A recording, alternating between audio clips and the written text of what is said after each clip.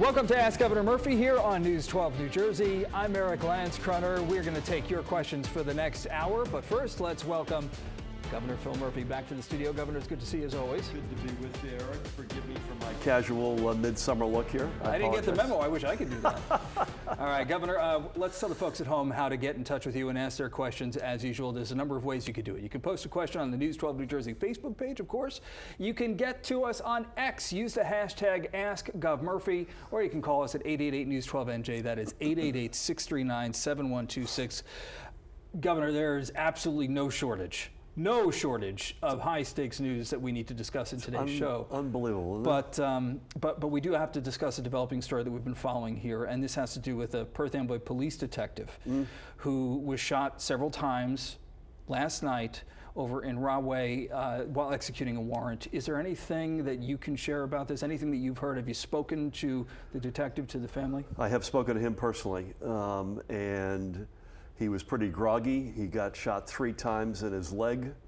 I am not a doctor and I'm not speaking for the family, so I don't want to violate that, but he felt stable to me, and that's the sense I got from his superiors as well as the mayor in Rahway. But a hero. All 3 suspects are in custody, thank God. He's being taken care of mightily. Again, I'm knocking on wood here based on everything I've heard and based on my conversation with him directly. He's going to make it through, but boy, it was scary, and you get shot 3 times, and God bless him. Keep him in your prayers. Governor, let's talk about Senator Bob Menendez, one of the big stories this week, certainly. He has resigned now that he is resigning effective August 20th. Correct. Now that he's announced this, he sent the letter to you, he sent the letter to Congress. What's next? Who will you appoint and when? He has resigned, and it was a sad end to what was an exceedingly productive career in public service, but what a sad, tragic, and sadly inevitable end. No news to make, but this is something obviously we're taking very seriously. And again, no news to make today, but this is something that we're working on, and we're going to get somebody to step in who's going to give New Jersey the representation that they need.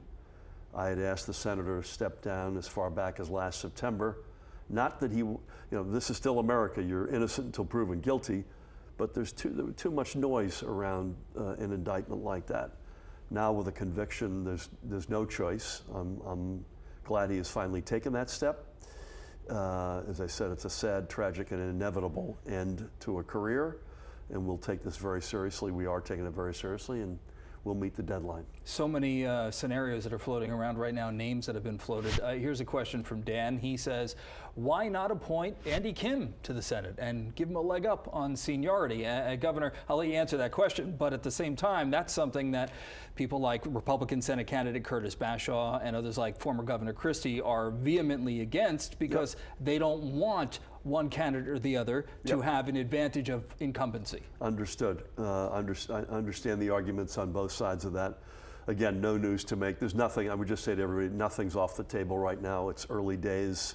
Bear with us. God willing, we'll land in a place that's going to do right by New Jersey. New Jersey needs and deserves 2 full-throttle U.S. senators in Washington looking out for our interests. And we've got one in Cory Booker, who's a rock star.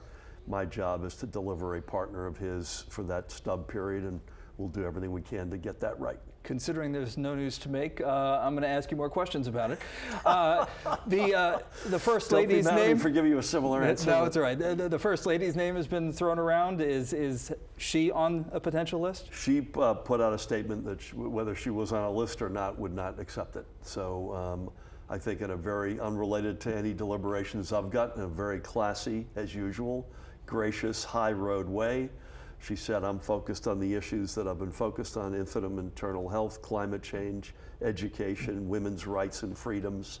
Again, I love her to pieces. 30 years next month, I might add, together. In fact, 30 years next week together in marriage. Happy anniversary. Thank you, sir. But she will not be on that list. You received a resignation letter from the senator.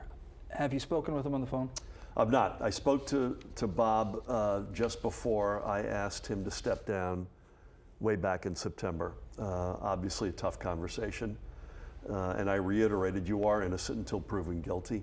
And that wasn't the point back in September, but it sure is the point now. He has been convicted by a jury of his peers, and he's doing the right thing, and we have to move on. As I say, we need full throttle representation in both chambers in Washington, particularly given there's so many moving parts and so much noise in Washington these days. The last thing we need to be is shorthanded, and we won't be. Governor, you and I have spoken on more than one occasion here on the show about, and this was way back when, about whether or not you could be in the running to run for president. How about BP? Listen, I'm flattered, Eric, that I've heard my name out there. I might add from sources other than mine, and that humbles me greatly. But I've got, again, no news to report on that front other than I love the job of my life is the one I'm in today. One example, I just signed a massive, huge, needle-moving piece of legislation in generative artificial intelligence. I think the future in this state is so darn bright. We're not there yet, but boy, it feels awfully good, the momentum, and I'm incredibly honored to be the governor of the state. Governor, you had President Biden at your home for a fundraiser. We did. This was actually just a couple of nights after the debate that, by most accounts, lit the fuse. Yep. That led with him not running for re-election. Was it clear to you, seeing him that night and on the heels of that debate, that this would happen? It wasn't actually, other than the debate was a disaster. There's no other way to put it, and he said it himself many times. It was just an absolute tough night for the president. He was himself at our home. It was 2 nights after the debate, actually. He and the First Lady came, did an event, stayed for dinner, which they don't normally do, sat down, had dinner, and they allowed me to throw topics on the table randomly without any pre-wired sense of what those topics would be, and he was good. I mean, he's 81. He plays 81 in the sense that, and he admits that, but he was solid that night. He was consistent. This is the second time in a couple of years he's been with us at our home. I think it was October of 22, and then this was end of June. I'd say he was about level. And that's not suggesting that the debate was a good night. I'm not for 1 second. And he was in a fighting mood. I think he's had an extraordinary administration. I think he'll go down as one of the great presidents of modern era in the sort of FDR, Lyndon Johnson league. And the selfless act that he took on Sunday will be remembered. His legacy has been burnished, if anything, by this rocky period. And this guy loves our country and did the right thing. Governor, this past weekend, on the heels of the assassination attempt against President Trump the former week, the week before, you visited Mr. Trump at his golf club in Bedminster. We did. Can you talk about what the two of you discussed, how that visit went? I'll tell you how it started, so this may, forgive me, I'll get through this as fast as I can. Tammy and I were on an economic mission in Berlin, Germany. And we just literally have put our heads on the pillow at probably 15 minutes past midnight on that Saturday night / Sunday morning. Phones started ringing. My team, President Trump's been shot. We think it's in the head. They didn't, at that point, it was a little bit of fog of war, weren't sure how badly he was hurt. We immediately reached out to his family, expressed our concern that we were praying. We put a statement out to that effect. Basically, pray for President Trump. God bless America. Violence has no place in politics. And that started the wheels turning toward, hey, if you're in the neighborhood, you know, if you're around when we're in the neighborhood, we'd love to come by and see how you're doing, which we did on that next Saturday, so a week later. We were together, Tammy and I, with the president and a couple of his folks for about 40 minutes. Literally, I don't have a stopwatch on me, 30 to 32 of them were on the incident itself and the aftermath. What was it like?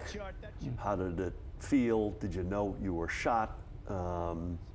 He had turned, I guess you're showing the tape, he had turned to look at an immigration chart. And frankly, if he hadn't, he's probably not with us.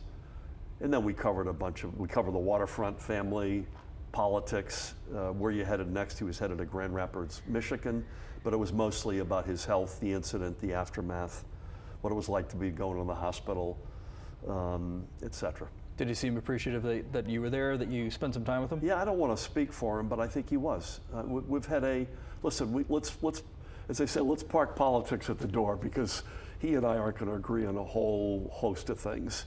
He loves Jersey in his own special way. He's got a lot of interests still here. And we've known each other over the years, so this was not like we were meeting for the first time. And I think anybody who's down like that, particularly when you see your life pass before you, you're appreciative for anyone to come out and spend some time with you and express that you're caring for their health. All right, Governor, we're going to get to some questions. When we come back, we have to take a very quick break here on Ask Governor Murphy. More on the flip side of the break.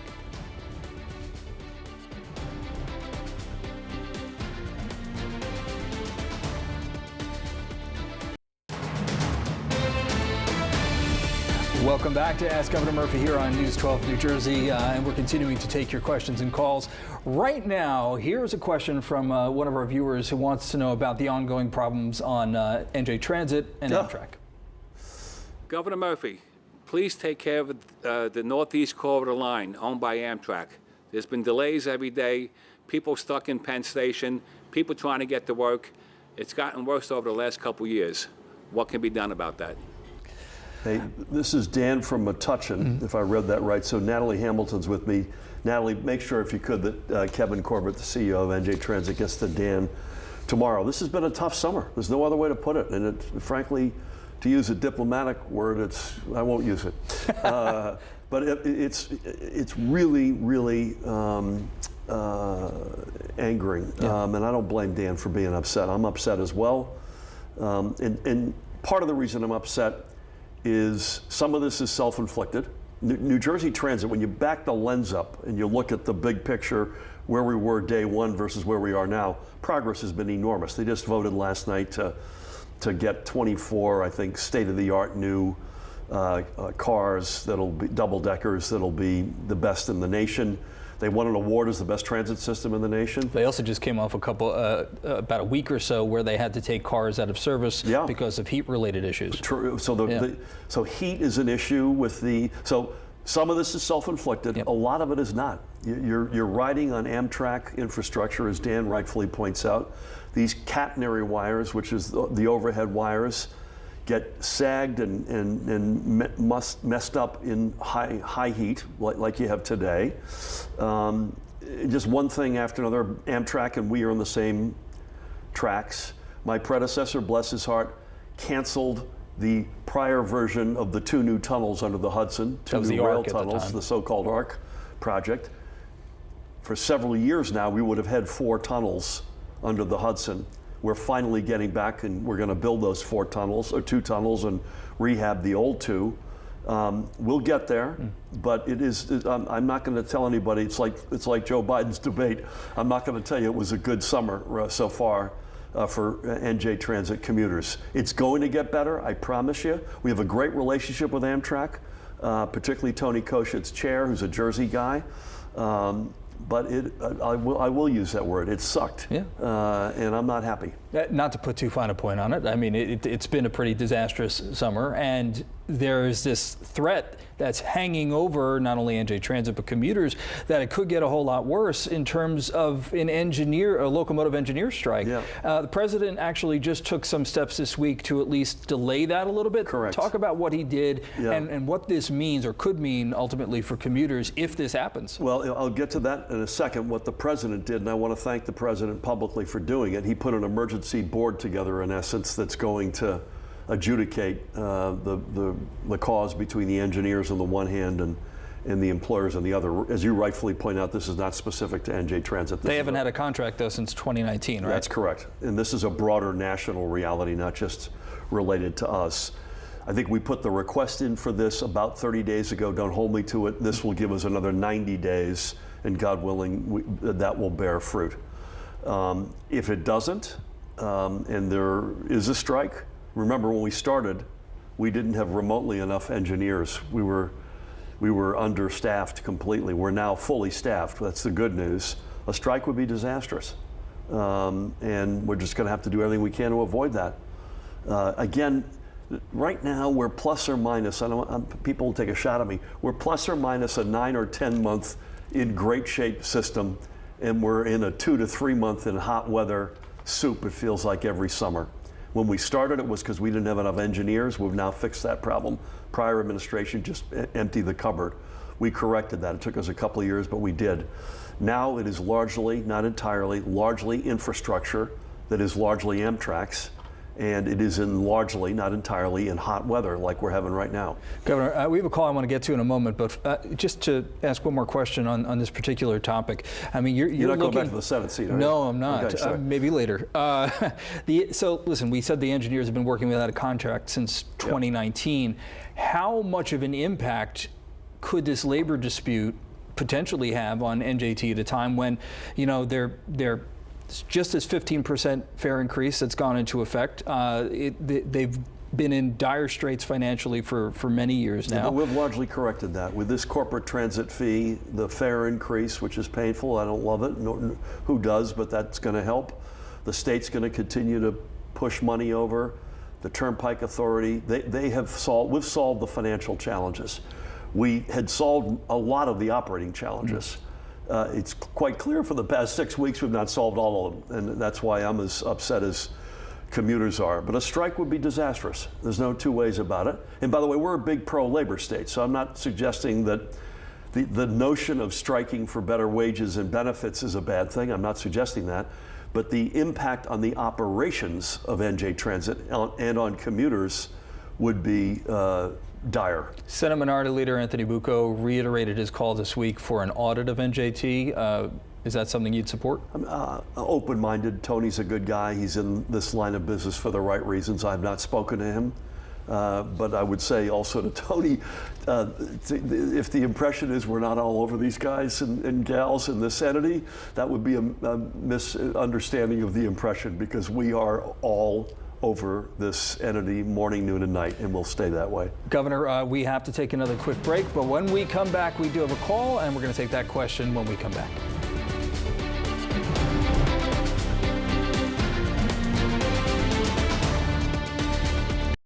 All right, Governor, let's get to the phones right now. We have John from Patterson on the line. John, thanks for calling in. What's your question? Hey, John. Hi, Governor. I have a question. I reached out to you once before on Ask the Governor. You vowed to help me with this situation. I'm a career firefighter, nearly 20 years. I lost my EMT cert while being sickened with COVID for nearly a year. I remember your call. Yes, I did the recert, did everything I needed to do, and they changed the rules while I was out sick, and they refused to recert me. I would like to know if you can do anything for me, if you can help me get my cert back. I reached out to your office, several letters to EMS, and I've gotten nowhere. God bless you, John. And I'm nearly about to lose my job. God bless you. And a first responder, no less. And thank you for being. We saw what the policemen in Rahway last night. Firefighters, cops put their life on the line every day. John, I think I'm going to ask Emmy Quispe, Natalie, if you could get Emmy on this case. She is one of our very best. And let's give it a shot here. I'm disappointed that you had to call again, because I remember your first call distinctly and thinking it was very unfair at the time. I don't have all the details at my fingertips, but I promise you we'll take this seriously. Emmy Quispe will follow up with you in the next 24 hours. And in the meantime, you're in my prayers. God bless you, and stay strong, John. Governor, this week you signed the Louisa Carmen Medical Debt Relief Act. And I know this one was very personal to you, to your staff, to a lot of folks in the State House. Can you explain what this act does and why this is so vital? Yeah. So Louisa Carmen was a colleague of ours, outstanding in our policy area, and she was obsessed with healthcare accessibility and affordability. And she was tragically killed in an automobile accident on New Year's Day of this year. And so, as I mentioned in my State of the State address, we pursued this Medical Debt Relief Act in her name and in her honor. And I signed it this week. in the presence of her mom and dad and 3 of her cousins and many of her colleagues. And it turns out this is not the only step by far that we've taken or need to take to make healthcare more accessible and affordable, but this is a big one. It turns out at least 1 in 10 families in New Jersey are in debt collections, medical debt collections, as a result of healthcare debt. And that number is much bigger in Black and brown communities. So this Louisa Carmen Act takes a number of different steps to unburden folks. Medical debt can no longer impact your credit score. You can no longer get a bill while you're still in the hospital. Several mechanisms to allow you more time to pay down your debt. There's another companion bill that I did not sign that's still in the legislature, and I hope it gets to my desk, which would simplify billing. You know, billing, you know this, you get a bill. I mentioned to you earlier, I did my annual check every day. I looked at the bill. If I weren't in the room, I wouldn't have known what he did to me. So this is to simplify bills from doctors, from hospitals. It's a whole series of steps. We separately, by the way, put aside $10 million to buy medical debt on the secondary market to the tune of 1 penny on the dollar. So you can buy a lot of debt. I should say, yes, 1 penny on the dollar. You could buy a lot of outstanding medical debt, if you will, on the secondary market. That's another step we've taken. But God bless the memory of Louisa Carmen. She was one of our very best. Governor, we're going to take another quick break. We've got plenty more questions and topics to get to today on Ask Governor Murphy. We'll be right back.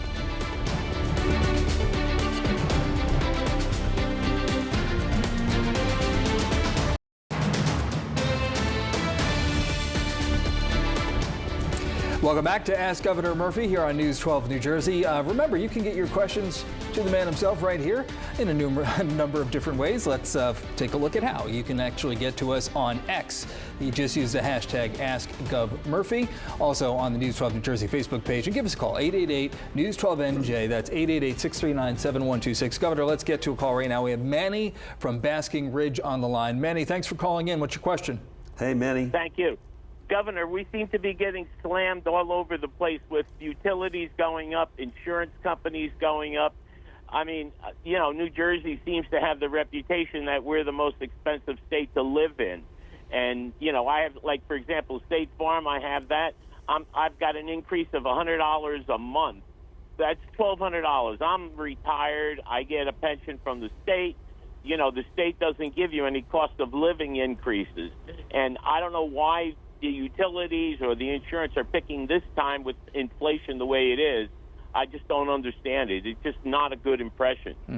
Yeah, so Manny, all understood and deeply felt. I'm going to ask Dennis Zeveloff, Natalie, to follow up with Manny. This won't make you feel any better, Manny, so I'm not suggesting it will. It's not New Jersey only in this one. You look at insurance rates in Florida, by example. You've got one of two things happening in Florida. Either your rates are going up at an eye-popping level, or worse yet, the insurance company is pulling out of Florida.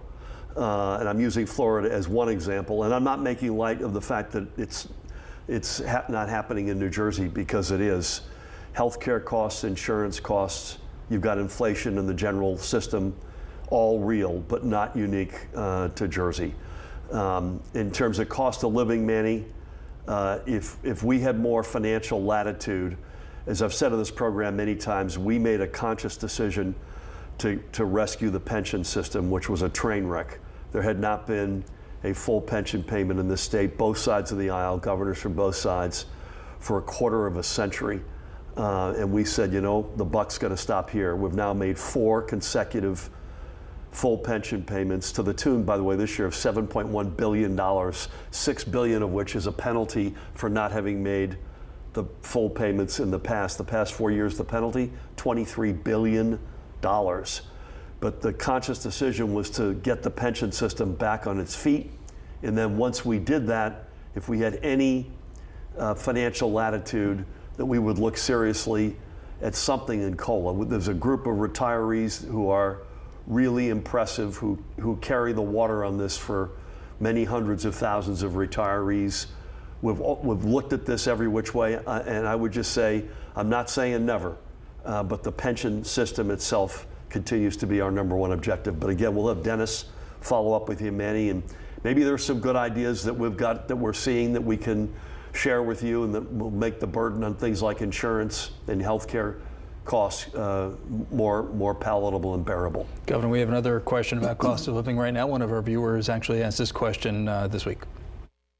My question for Governor Murphy is, if I'm a single father in New Jersey and I'm looking to get a little bit more income so I could actually stay and live in New Jersey, what resources, what educational resources do you have that can help me get some more income outside of my career or my 9 to 5? Is there any credit programs, any funding programs, any real estate programs so I can get my first rental property and start making some passive and semi-passive income? I love that. That's Prada in West Orange, Natalie. Let's get the aforementioned Dennis Eveloff to follow up with Prada as well. And maybe Rob Acero-Angelo, our Workforce and Labor Commissioner. We have a lot. So we're probably nation leading on apprenticeship programs, retooling mid-careers, making community college free under certain income levels so you can learn a new skill. Excuse me, we have a lot going on the workforce development front.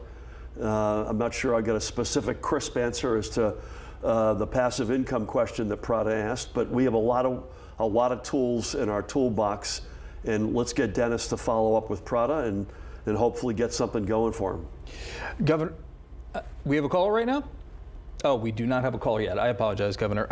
Let's talk about another topic now that we've discussed on the show numerous times already. Yes. And this has to do with the school funding formula, and in particular districts that were really kind of getting slammed. This week, the State Department of Education adopted budgets for Toms River and the Jackson school districts, both facing large deficits, as you know, that they blamed on a cut in state aid and state funding. The backlash to the news this week has been scathing. It's been fierce. This is from Toms River's superintendent. I just want to read this to you, and I apologize for the lengthy windup here, Governor. He writes, yesterday, the New Jersey Department of Education announced that it has taken it upon itself the action to impose a 9.9% tax increase on this community, and increase our Toms River Regional Schools Board of Education had previously and summarily rejected. It means that we are still more than $12 million short of a balanced budget for this school year, which is part of the reason our school board rejected this measure in the first place. Therefore, we are continuing the pursuit of liquidating assets. He goes on to say, as I promised in my public statements July 3rd, we are utilizing all legal channels to correct the funding failures of the NJDOE. Now, the Board of Ed president in this case, much more scathing comments here. This is Kathy Egan. She called the DOE iron-fisted and tyrannical. She says, let us be clear. Your elected board members rejected a tax increase only to have a non-elected bureaucrat usurp our authority and impose taxation without representation. Not only does this action run afoul of the very principles our country was founded upon, it directly contradicts the commissioner's prior missive regarding the ecology of local control. I told you it was a lengthy windup. That was a windup. Yeah, it was. Listen, there couldn't be more daylight, it seems, here between the DOE and the local districts here. Districts are blaming the state. The state is blaming the districts for poor budgeting. Yeah. With all due respect, the commissioner has no choice. This is the law. If a budget is not adopted by a certain date, his choice is, frankly, this was the more benign step. He has no choice. So I feel badly. It's not what we had hoped it would come to. I stand completely for local control, and they should have control of their destiny, but they didn't pass a budget, and that leaves us with no choice. But folks need to understand, and again, you'll bear with me because this is never an easy one to explain in a soundbite. There's a formula. I didn't make the formula, but the formula exists, and we allowed it to get put in place over a 7-year period.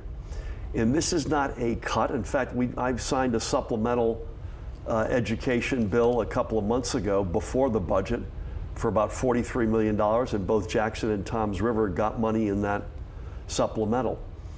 The problem is this: you can't look just at the state's contribution and say, did I get more or did I get less? You have to look at the holistic whole picture. What can the community afford? And typically when the state's contribution goes down, it's for 2 reasons. And I believe at least one, if not both, are at play in both of these communities. Number one, there's a capacity issue. You have too many seats. And by the way, I'm not making light of this. Part of the Jackson plan is to close a school, and who wants to see that? Every kid who went to that school, they've grown up, they've got memories, they remember their first grade teacher. It stinks. I get that.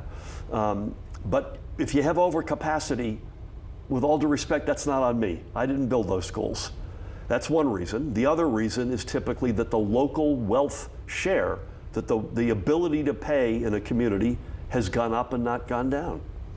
And so about 65% of school districts got more money in the budget, about 30% got fewer, and about 5% were plus or minus the same. Put on the other side of the coin, the districts that got more money are either growing with kids in the seats, and I forget the last decade numbers for Jackson and Toms River, but capacity is a real issue in both of those communities. They were either growing and or the local ability to fully fund the formula was going down and not up. Again, I don't have the specifics right in front of me on Jackson and Toms River, two great communities I might add, but either or both of those realities were in play. Capacity, too much, wealth going up, not going down, that feeds into a formula, both of those do, and it spits out what the state needs to do. Again, we supplemented that, knowing that there's pain. We always have a small amount of money that we recognize sometimes that transition stinks and we want to help out. We then added $43 million to that the legislature passed and we signed. Should we look at the formula? Yes, we probably should. But as it relates to the commissioner's actions, it's the law. We have no choice. I wish it hadn't come to it. He could have taken much more draconian steps. He chose not to. He's a good guy. He's sympathetic with this as well, and God willing, we'll be able to figure this out in the long run. All right, Governor, we're going to take a little time. No, there. It's fine. It's a complicated and it's a complicated subject and one where people are very passionate. All right, we're going to take another quick break here on Ask Governor Murphy. More of your questions when we come back.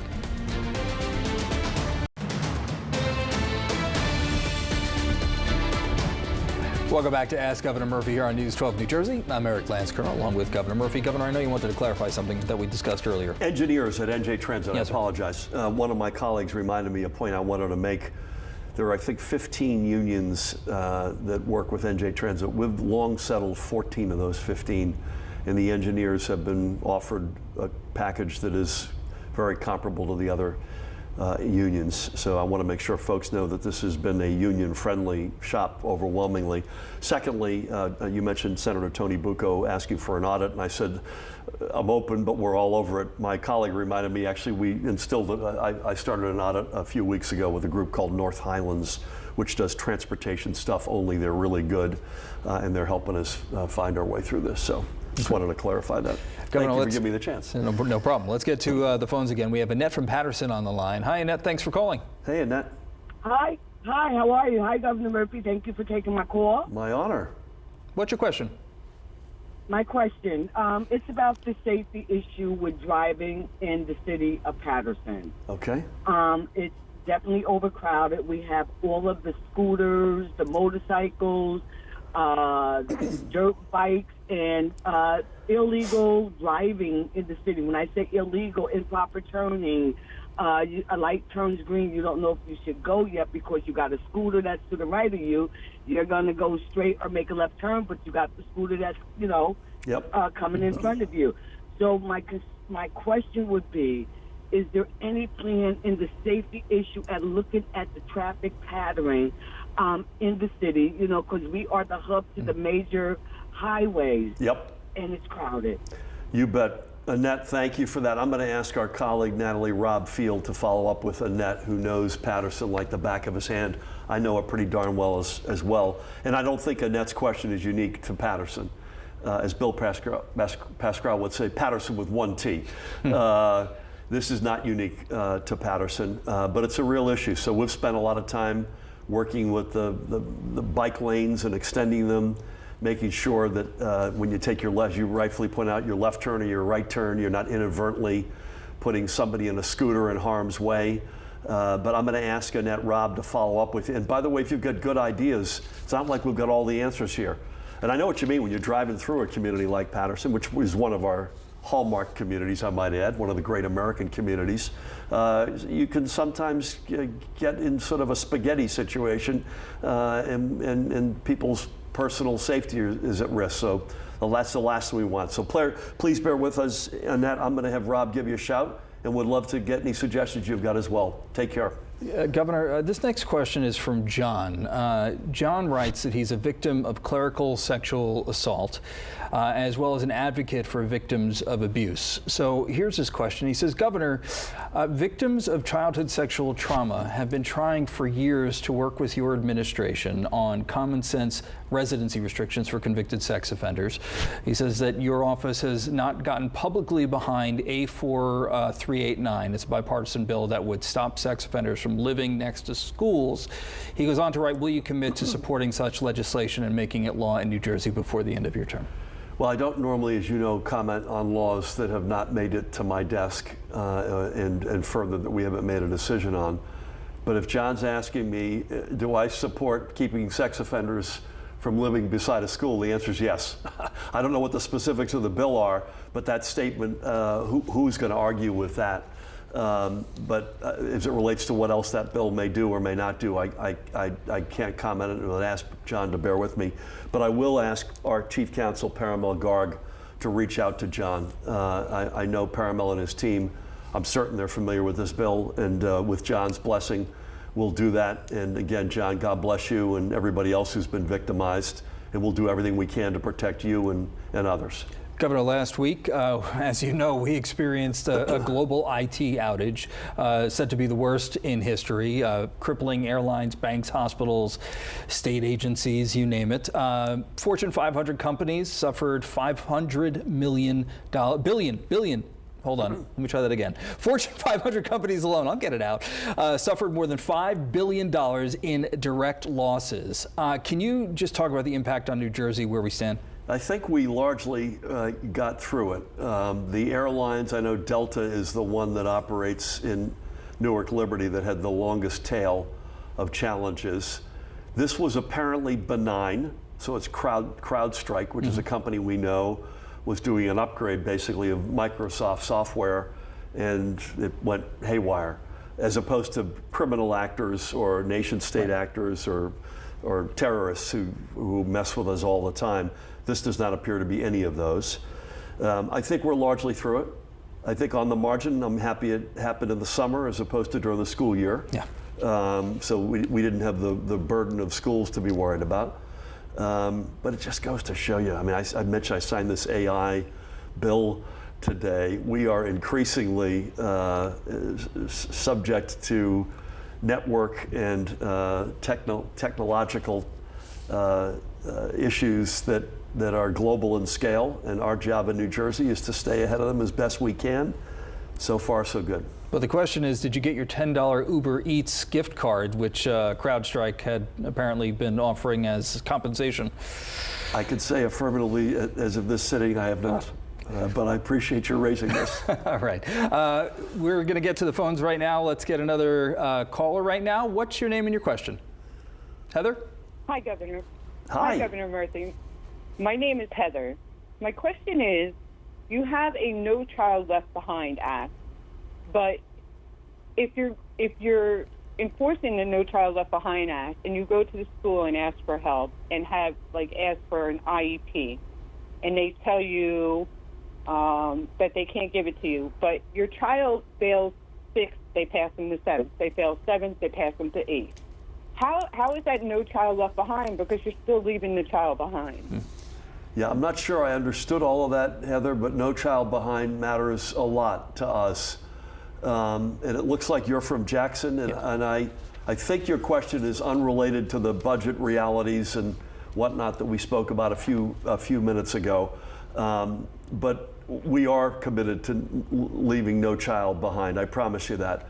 I would like to ask, again, I'm going to ask probably Dennis Eveloff in this case to follow up with you within the next 24 hours, because I need to understand the specifics of what you're going through. I assume it's your child or someone in your universe that's going through this in Jackson.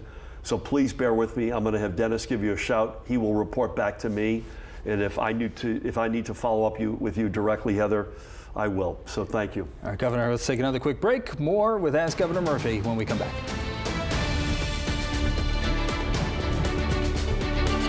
Welcome back to Ask Governor Murphy. All right, Governor, sports fans, basketball fans, they want to know, the Sixers coming to New Jersey? Well, I wouldn't say they're definitively coming, but Right. we have been watching very closely what's been going on in Philadelphia. We know the ownership very well because they own the Devils, and they've had their headquarters. Sixers have had their headquarters and practice facility in Camden for years, and we're close to the owners and their professional team that runs it. And we said, you know what? Camden's on the rise. We think we've got an angle here, so we're taking this seriously. Where it lands, I can't promise you, but I think they're taking it seriously as well. We shall see. Is it I say this as a Boston Celtics fan, so don't get mad at me. Is it a pressure tactic just to get Philly? You know what? I know these guys well enough to know that their interest is legitimate. Okay. But could this still even, I'd say, is it likely it still ends in Philly? I would say more likely than not. But this is not an exercise that is without seriousness on both sides. The Jersey 76ers has a very odd ring to it. But speaking of bragging rights, Governor, shout out to Jets QB Aaron Rodgers here, because I don't know if you saw this one. He was on the Pardon My Take podcast. He said, quote, "I know the stadium used to be on Long Island, but we are the New Jersey Jets, I saw and that. so are the Giants." Yeah, I saw that. My breath was taken away. It's got a nice ring to it, doesn't it? It's got a nice ring to it. Listen, it's one of those quirks of history that we inherit. I was thrilled to see Aaron say that. Yep. I also believe he lives in Jersey. Yes. I don't want to give out his address, but I believe he lives in Jersey. And We all know where the teams are. There you go. All right, Governor Murphy, thanks for being here. Good to be with you, Eric. Thank you for having me. And thank you for watching Ask Governor Murphy. We'll see you again next time.